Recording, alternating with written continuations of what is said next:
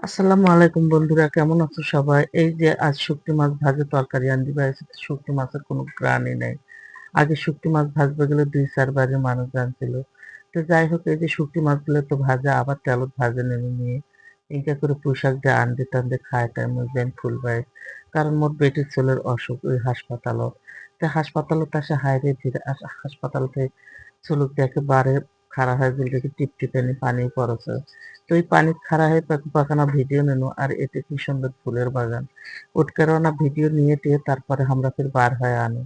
এখন যাই নামো ছোলের ওষুধ এই যে হাটে হারা এসেছে এত ওষুধের দোকানত। এই দোকানত আসে নেমো ছোলের ওষুধ।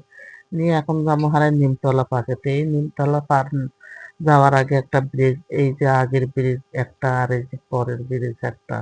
এটা হলো পুরাতন ব্রিজ, আমরা সেই পুরাতন ব্রিজে উঠবো। আর পুরাতন ব্রিজে উঠে এপাক ওপাক নদীরও আনা ছবি নেন। এই যে ব্রিজ পার হয়ে আইনুন নিমতলা এক হোস্টেল। এই হোস্টেলটার পরিবেশ এতই সুন্দর। তো লোকজনের ভিড় বেশি নাই যেহেতু দুপুর টাইম। এতে ঢুকে আনা পরাটা পুরি মনে যাই হোক খাইতে। এতে পুরি আছে পুরি খায় এখন যাবো বাড়ি।